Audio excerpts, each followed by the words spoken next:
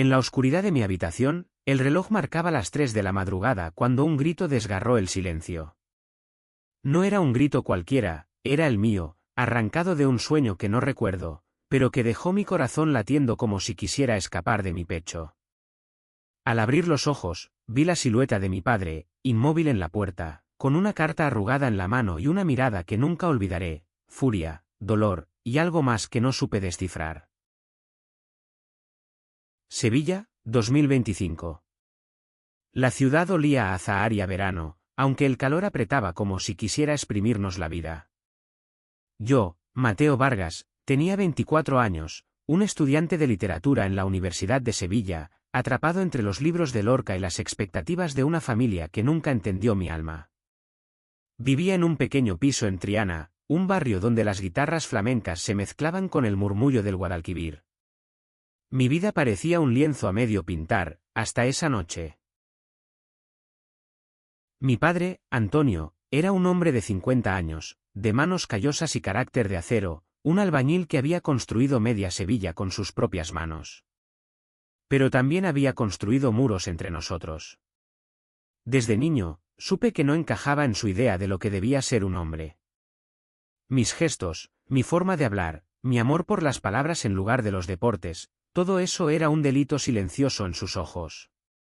Y luego estaba mi secreto, uno que guardaba como un tesoro frágil, me enamoré de Javier. Javier Morales, 28 años, era un artista callejero que pintaba murales en las paredes de Santa Cruz. Lo conocí en una noche de primavera, cuando sus manos manchadas de pintura me ofrecieron un cigarrillo bajo un farol. Sus ojos oscuros parecían ver a través de mí, como si supiera quién era antes de que yo mismo lo entendiera. Javier era todo lo que yo no me atrevía a ser, libre, valiente, un alma que danzaba sin miedo al juicio. Pero esa noche, mientras mi padre sostenía esa carta, supe que mi mundo estaba a punto de derrumbarse. La carta. La encontré en mi escritorio al día siguiente, con la tinta corrida por lo que parecían lágrimas. Era de Javier, escrita con su letra desgarbada, confesando su amor por mí y suplicándome que no me rindiera ante el peso del mundo. Pero había algo más, una línea que mencionaba un encuentro en la Plaza de España, un plan para escapar juntos, lejos de las cadenas de Sevilla. Mi padre la había leído. Y mientras dormía, él había tomado una decisión que cambiaría todo. No me habló esa mañana. Desayunamos en silencio, con el eco de su mirada todavía quemándome la piel. Pero cuando salí al balcón, vi las cenizas de la carta en un cenicero. Mi padre la había quemado. Y con ella, pensé, había quemado mi futuro. Pero no sabía que ese acto, cruel y definitivo, sería solo el comienzo de una historia que me llevaría a enfrentarme a mí mismo, a mi familia, y a un amor que se negaba a morir. Caminé por las calles de Triana, con el sol abrasándome la nuca. Necesitaba encontrar a Javier, necesitaba saber si lo que sentía era real o solo un sueño que mi padre había destruido. Las calles estaban vivas, llenas de turistas y sevillanos que reían, pero yo me sentía como un extraño en mi propia ciudad. Cada paso me llevaba más cerca del taller de Javier, un rincón escondido donde pintaba sus murales. Cuando llegué, lo vi allí, con un pincel en la mano, pintando un cielo lleno de estrellas sobre una pared desconchada. Mateo, dijo, sin girarse, como si hubiera sentido mi presencia. No pude hablar. Las palabras se atoraban en mi garganta, pero él dejó el pincel y se acercó. Su abrazo fue como un ancla en medio de la tormenta. Le conté todo, la carta, mi padre, el fuego. Sus ojos se oscurecieron, pero no con ira, sino con una determinación que me dio esperanza. No dejaré que te apaguen, Mateo, susurró. No importa lo que haga tu padre, no importa lo que diga el mundo. Estamos juntos en esto. Esa noche, bajo las estrellas que Javier había pintado, hicimos un pacto. Escaparíamos. No al día siguiente, no en una semana, sino cuando estuviéramos listos. Pero primero, tenía que enfrentarme a mi padre, a su verdad y a la mía. No sabía entonces que ese enfrentamiento desentrañaría secretos que mi familia había guardado durante años, secretos que harían que mi amor por Javier fuera tanto una salvación como una prueba de fuego. Los días siguientes fueron un torbellino de emociones. Sevilla seguía su ritmo, con las campanas de la Giralda resonando en la distancia, pero dentro de mí, todo era caos. Mi padre evitaba mirarme a los ojos, y mi madre, Carmen, una mujer de 48 años que siempre había sido el puente entre nosotros, parecía atrapada en su propio silencio. Ella sabía algo, lo veía en sus manos temblorosas cuando servía el café, pero no decía nada. Javier, por otro lado, se convirtió en mi refugio. Nos encontrábamos en su taller, donde el olor a pintura y trementina llenaba el aire. Allí, entre lienzos a medio terminar, me contaba historias de su infancia en Cádiz, de cómo había escapado de un hogar donde su orientación también era un tabú. Cada palabra suya era un ladrillo que construía mi coraje. Pero también sentía miedo. ¿Y si mi padre no solo había quemado la carta, sino que planeaba algo peor? Una tarde, mientras caminábamos por el parque de María Luisa, Javier tomó mi mano. Fue un gesto pequeño, pero en Sevilla, donde las miradas podían cortar como cuchillos, se sintió como un acto de rebeldía. Una pareja mayor nos miró con desaprobación, y sentí el impulso de soltarme, pero Javier apretó mi mano con más fuerza. No te escondas, Mateo, dijo, su voz firme pero suave. No dejes que el mundo te diga quién debes ser. Quise creerle, pero esa noche, al volver a casa, encontré a mi padre esperándome en el salón. La televisión estaba apagada, y la única luz venía de una lámpara que proyectaba sombras largas en las paredes. En sus manos, tenía una foto vieja, una que nunca había visto. Era él, joven, con otro hombre, ambos riendo en una playa que no reconocí. Antes de que digas nada, empezó, con la voz rota, necesitas saber la verdad. Lo que me contó entonces me dejó sin aliento. Mi padre, el hombre que había quemado la carta de Javier, había amado a alguien como yo amaba a Javier.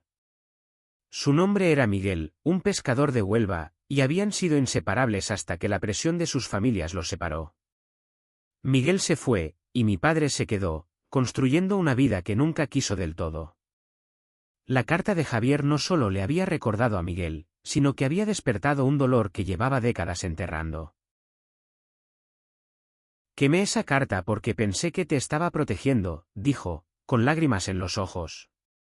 Pero solo estaba protegiéndome a mí mismo. No supe qué responder. Mi padre, el hombre que siempre había sido un muro, ahora era un río desbordado.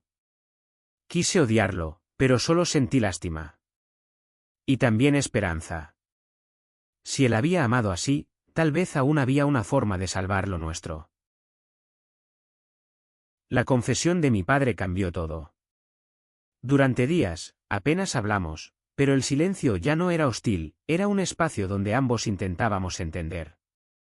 Yo, por mi parte, seguía viendo a Javier, pero ahora con una urgencia nueva. Si mi padre había perdido a Miguel, yo no perdería a Javier. No podía. Una noche, Javier me llevó a una taberna escondida en el barrio de la Macarena. El lugar estaba lleno de vida, guitarras, palmas, y el olor a vino tinto.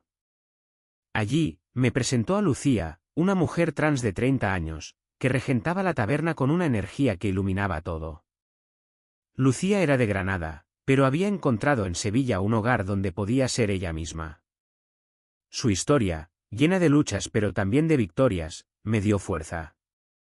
Ella nos habló de una red de apoyo para personas LGBT en la ciudad, un lugar donde podríamos encontrar aliados. Sevilla es dura, pero también es nuestra, dijo Lucía, sirviéndonos una copa. Luchen por lo que tienen. No dejen que nadie lo apague.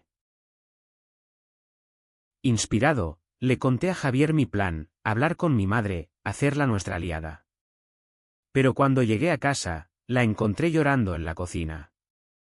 Me confesó que siempre supo lo de mi padre y Miguel, y que había cargado con la culpa de no haberlo apoyado más. Ahora, temía que yo pagara el mismo precio. No quiero que vivas escondiéndote, Mateo, dijo, apretando mi mano. Pero ten cuidado. Tu padre está roto, y no sé si puede sanar.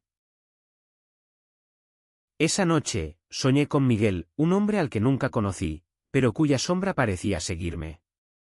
Al despertar, decidí que no solo lucharía por Javier, sino por mi padre. Si podía ayudarlo a hacer las paces con su pasado, tal vez podría salvarnos a todos. El verano en Sevilla se volvía más sofocante, pero mi determinación crecía. Javier y yo comenzamos a planear nuestra vida juntos, aunque sabíamos que no sería fácil. La red de Lucía nos conectó con otros que habían enfrentado el rechazo y habían salido adelante. Cada historia era un recordatorio de que el amor, aunque doloroso, valía la pena. Una tarde, mientras ayudaba a Javier con un mural en el barrio de Santa Cruz, recibí un mensaje de mi madre. Mi padre quería hablar. Corrí a casa, con el corazón en la garganta. Lo encontré en el patio, mirando las flores que mi madre cuidaba con tanto esmero. Me entregó una caja pequeña, vieja, llena de cartas y fotos. Eran de Miguel. Nunca tuve el valor de buscarlo, dijo. Pero tú no eres como yo, Mateo. Tú puedes ser libre. Ese gesto, aunque pequeño, fue un puente. Por primera vez, sentí que mi padre no solo me veía, sino que me entendía. Pero la paz duró poco.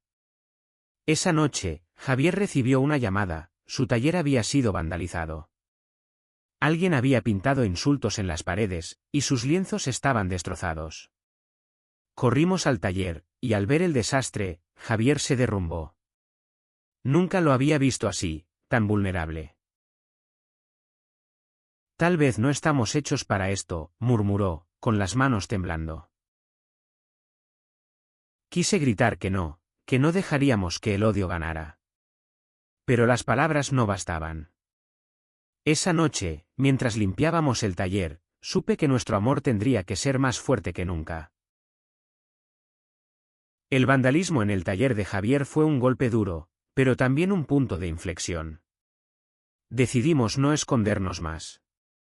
Con la ayuda de Lucía y la red, organizamos una exposición de los murales de Javier, un acto de resistencia en el corazón de Sevilla. La Plaza de España sería el escenario, un lugar donde todos pudieran vernos, donde nuestro amor no sería un susurro, sino un grito. Mi padre, para mi sorpresa, se ofreció a ayudar. Trajo a sus amigos albañiles para construir un escenario improvisado. Verlo allí, trabajando codo a codo con Javier, fue como ver un milagro. Pero no todo era perfecto. Los rumores corrían por el barrio, y las miradas de desprecio seguían. Una noche, alguien arrojó una piedra a nuestra ventana. El mensaje era claro, no éramos bienvenidos. Aún así, seguimos adelante. La exposición fue un éxito, con cientos de personas admirando los murales de Javier.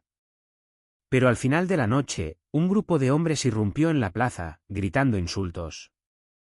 Todo pasó rápido, empujones, gritos, y luego sangre. Javier me protegió, pero no pudo evitar un golpe en la cara. Cuando la policía llegó, el caos se detuvo, pero el daño estaba hecho. En el hospital, mientras le ponían puntos a Javier, mi padre me abrazó por primera vez en años. Lo siento, Mateo, dijo. Nunca quise que pasaras por esto. El ataque en la Plaza de España nos marcó, pero también nos unió. Javier se recuperó, y con él, mi esperanza. Mi padre comenzó a hablar más, no solo de Miguel, sino de sus propios miedos. Admitió que quemar la carta fue su forma de protegerme, pero también de protegerse a sí mismo del dolor de su pasado. Poco a poco, empezamos a reconstruir nuestra relación. Javier y yo decidimos no huir. Sevilla era nuestra ciudad, y no dejaríamos que el odio nos la quitara.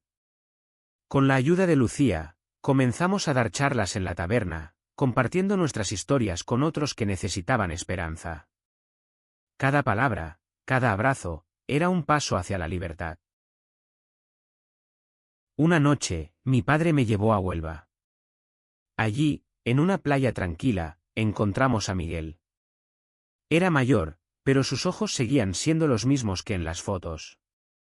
Hablaron durante horas, y aunque no podían recuperar el tiempo perdido, encontraron paz.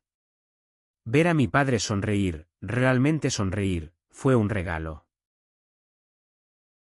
Un año después, Sevilla seguía siendo la misma, pero nosotros éramos diferentes. Javier y yo vivimos juntos en un pequeño piso cerca del río. Sus murales ahora decoraban la ciudad, y cada uno era un testimonio de nuestra lucha. Mi padre se convirtió en nuestro mayor defensor, asistiendo a las charlas en la taberna y ayudando a otros a aceptar a sus hijos. El amor no borra el dolor, pero lo hace soportable. Aprendí que la libertad no es solo vivir sin cadenas, sino tener el coraje de amar a pesar de ellas. Mientras dormía, mi padre intentó protegerme de un mundo que él temía. Pero al despertar, encontré mi propio camino, uno donde el amor, el mío y el de Javier, brillaba más fuerte que cualquier odio.